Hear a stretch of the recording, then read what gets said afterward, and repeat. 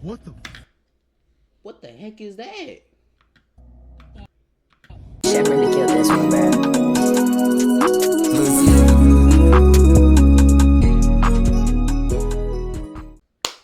Yo, what's good with y'all boys, man? Big shout out to the big man above as always. Today we're gonna be reacting to 4 missing persons found alive on video. It should be 4 missing people found alive. Okay, I don't know, but yeah, get your snacks. If you want that scary type of vibe, watch it at nighttime. But if you don't, like me, I'm reacting to this in the daytime. So yeah, man, get your snacks, get your water. We gonna pray before we watch this. Heavenly Father, any negative energy that comes out of this video, do not let it go into our households.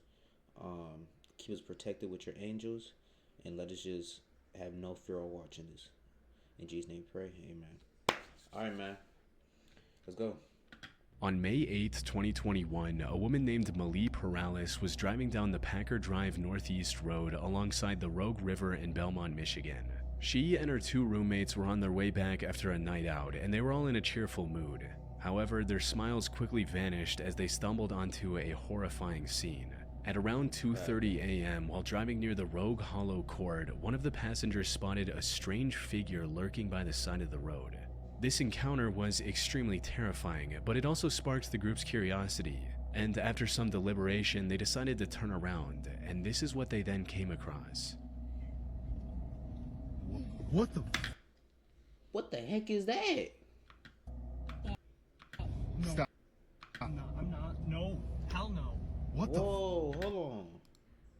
Bro, what was that? Hold on, y'all. My fault. I'm gonna go, And this is what they then came across. Alright, so let's see. What the? Oh, okay, so that's someone on their knees doing this. No. Stop. Okay, yeah. My fault, y'all. My fault. My bad. No, I'm not. No. Hell no. What the?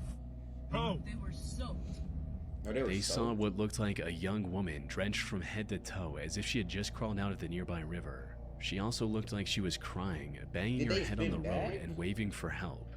Malie posted the video of this encounter on TikTok, and it instantly went viral, leading people to come up with all sorts of far-fetched theories about ghosts, spirits, etc. However, as wild as the theories got, Malie later posted several videos shutting them down and revealing what really happened. According to her, they kept circling back and driving past the disturbed woman several times after recording the first video to make sure she was okay. While none of them had the nerve to get out of the car and approach her, they did call the cops and waited nearby until help arrived. The woman was then taken to a nearby hospital where she was treated for cold exposure. Okay, so As it turns out, she somehow fell into the Rogue River from the east side and swam across it onto the road. Wait, what?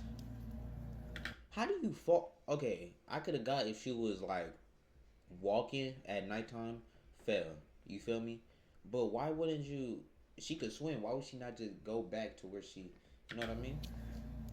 Yep, she had to have come up out of the water. Yep, there's a dig spot there. How did she So fall? she came up from down there. That's had to have been why she was so wet. That's the water. That's This her. was the spot that she had left. Dang. I don't know why or what was going on. Nah, somebody probably. After regaining some composure, she also revealed that the woman was from Kalamazoo, a town that's over 60 miles from where she was found. How she got However, over she had there? no recollection of how she got to Belmont and fell in a river so far somebody away did from something to her. home. From what we know, she was most likely experiencing a severe mental break, where her memory gap was caused by a rare condition known as fugue state, something we covered in our previous video on the most disturbing mental disorders. For those who don't know, a fugue state is a rare condition where a person suddenly loses their memory and starts acting like someone else. They might wander off, travel long distances, or do things completely out of character without realizing anything is wrong. It's usually triggered by extreme stress or trauma, and once it's over, the person often has no memory of what happened. And while this condition is quite rare, all the signs suggest that's exactly what happened to this mysterious woman from Kalamazoo. especially since the authorities later found her car parked behind a random house just east of the river. So she likely drove to that neighborhood on her own but had zero memory of doing so, which fits perfectly with the known symptoms of fugue state. Malie also shared her video in a local Facebook group. Wait, so how did she get all the way over there? Because he said it's like a far drive from where she was at to, you know what I mean? So there's no way. Hoping to find more answers about what went down. Unfortunately, the responses she received weren't as helpful as she'd hoped, since most people in the neighborhood believed the screaming and noises were just the sounds of a wild animal, like a coyote. But there were a few responses that deepened the mystery. Like this one person who remembered meeting her earlier that same night, stating, "Saw this person between Van Dam and Packer Woods around 10:15 p.m. Friday. Asked her if she needed help, to which she responded no." Another person also mentioned hearing about a woman walking into his neighbor's house, yelling hello 3 times and then leaving on her own. And while this added further evidence supporting the fugue state theory, these responses still left a key question unanswered. Who was she? Malie tried to contact both the police and the hospital for answers, but despite her insistence, both the police officers and the hospital staff refused to reveal her real name. That said, we still have enough information to make an educated guess. Based on everything I could uncover, the mysterious woman in this unsettling video was most likely Mei Zhou. She was a 28-year-old Chinese woman who went missing from Kalamazoo on May 6, 2021.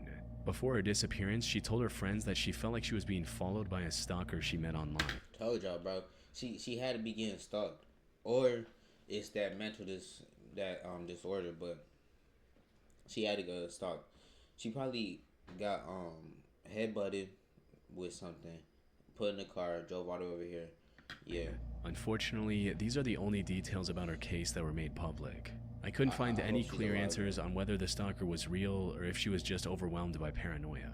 In either case, the constant fear and stress of feeling watched likely drove her to slip into some variation of the fugue state we discussed earlier. Hopefully she received the mental help she desperately needed and is now in a better mental state than she once was. She's very beautiful too. Very beautiful. Tracking down a missing person can be... Got it. You gotta pay them. You gotta get that money, man. I get you. Personal data is exposed. In June of 2024, streamer Lacey and his friend Clicks were doing an IRL live stream in Miami, Florida. The two were simply going around town and having fun. What they didn't realize was that this stream would end up saving someone's life. It happened a few hours into the stream when they sat down at the Starlight Hotel Cafe for lunch. As they waited to order, a guy walked up to their table wearing nothing but neon green shorts. Lacey and Clicks initially assumed he was just another fan eager to talk to his favorite. The water went down the wrong throat. Streamers, a pretty typical scenario for popular IRL streamers. But something about this young man didn't sit right. He was trying to keep a conversation going, but his words were slurred and nothing he said really made sense. Hey, are you sparring, bro? Are you sparring? Yo, you good, bro? Knows what? The streamers figured he was either drunk or on some kind of drugs. For content, they started poking fun at him a bit before shifting their focus back to their stream. But the guy continued to linger around, acting very he is skinny, bro. Odd and saying unintelligible sentences for the next half hour or so before finally leaving them for good. The streamer simply labeled it as an odd interaction from someone under the influence of something or another and continued on with their stream. Lacey later uploaded an edited down version of this stream on his YouTube channel. And that's when he got an email that made him realize the significance of what they had just caught on camera. 2 days after this video went up, Lacey received an email from a man named Trent claiming to be the brother of the guy seen in green shorts. It read, "Hello, my name is Trent Coleman, and my missing little brother from Michigan was on Clicks and Lacey's stream in Miami. He was wearing green shorts and they were making fun of him. He is not on drugs, he is schizophrenic, and he is 17 years old. If someone can contact me about this, I would be so thankful. He has been missing for 3 months, and his case was put on homicide in Michigan."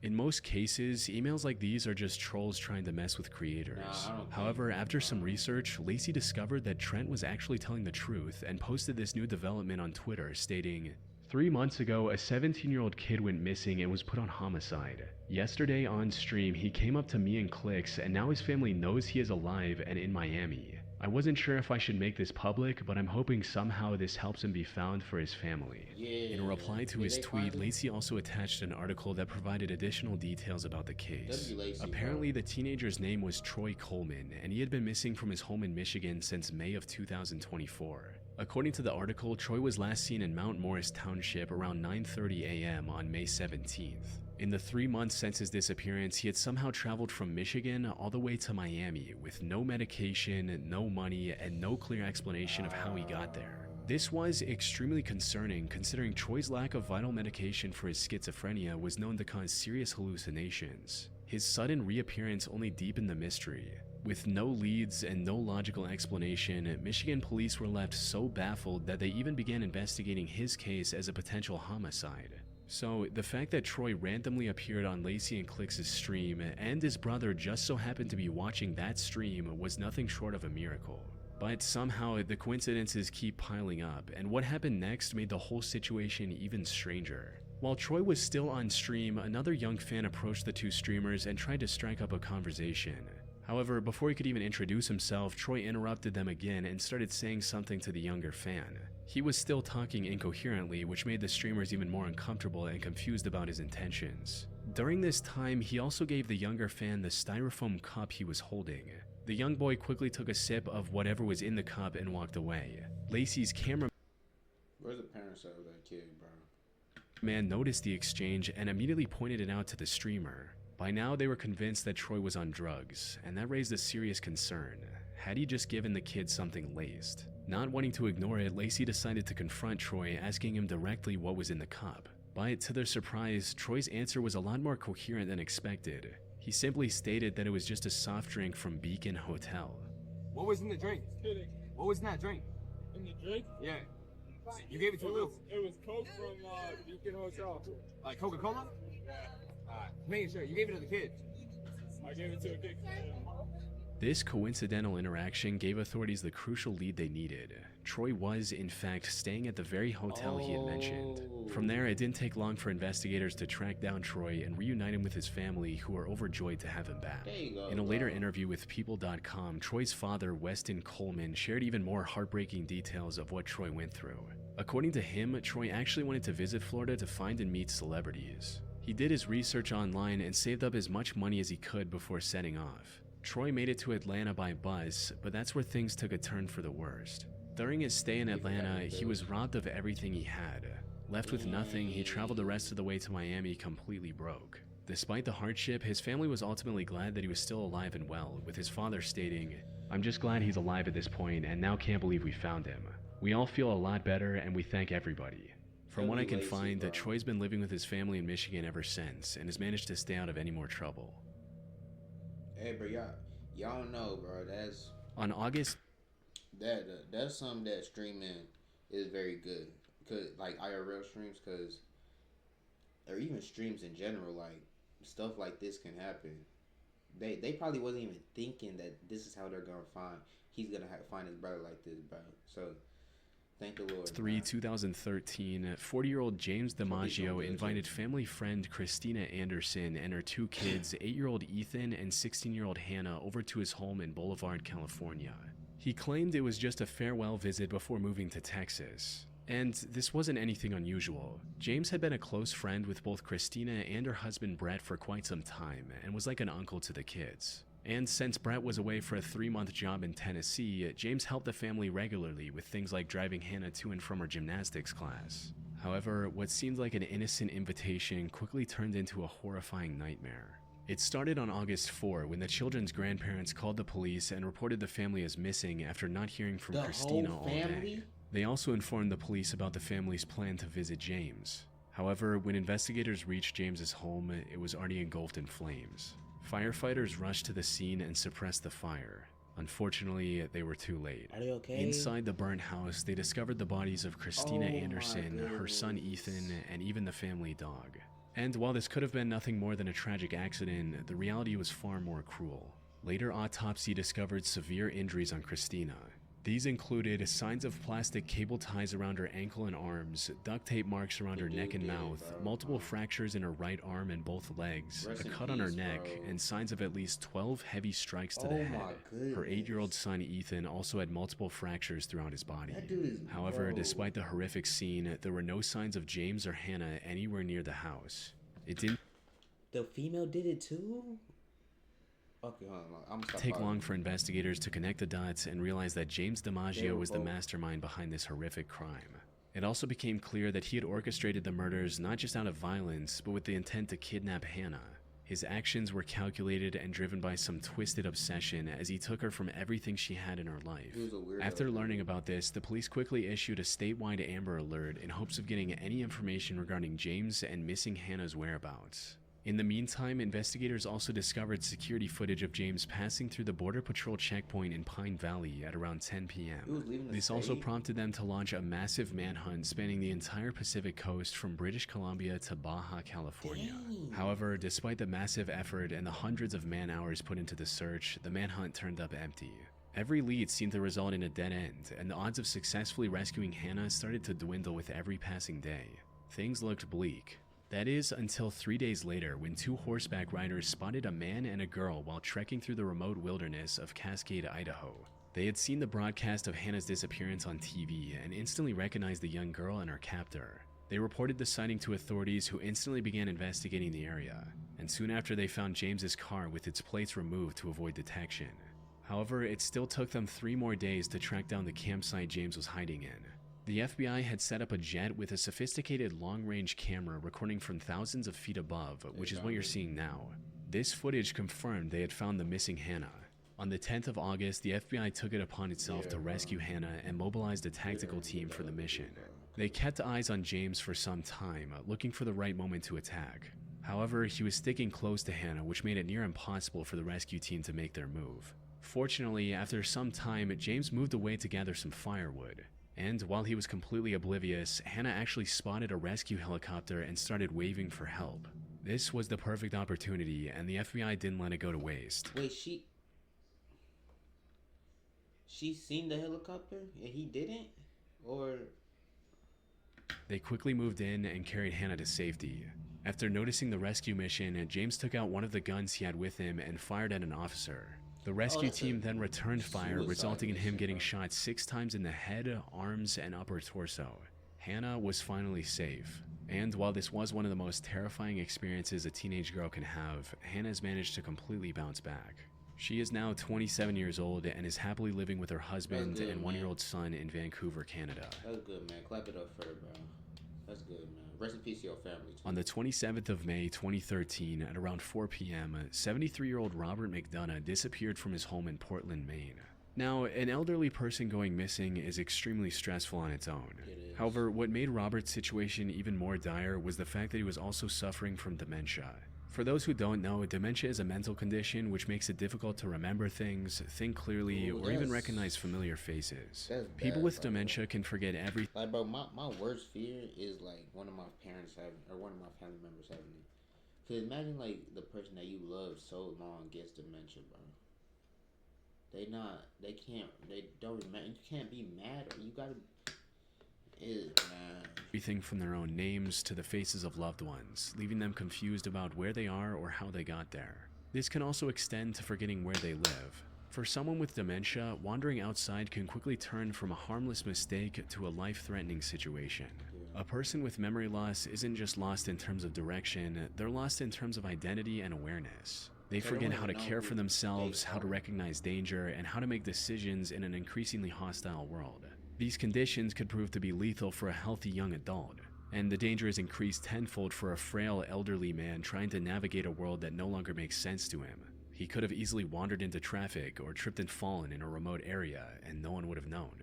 Put simply, Robert's life was in extreme danger. This is also why the authorities moved quickly after receiving the missing report and began searching every corner of the city within hours of his disappearance.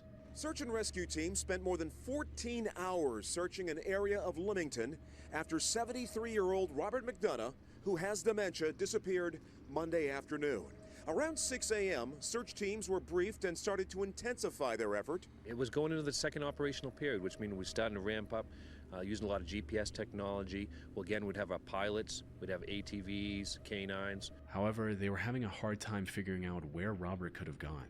When someone with dementia goes missing, searching for them is not like searching for someone who's just wandered off. In most cases, they don't even realize they're lost at all. They might walk aimlessly or even retrace the same steps without ever reaching familiar ground. Their confusion can send them in any direction, far from where they should be. But then, about 14 hours into the search, something happened that no one saw coming. On May 28 at 6:30 a.m., a reporter from Portland's local network was recording a section about the disappearance of Robert on the street, when, out of nowhere, an old man walked into the frame. Wow, bro is chilling though. Like, he's real life just chilling, just walking. Bro, they don't even know who that is.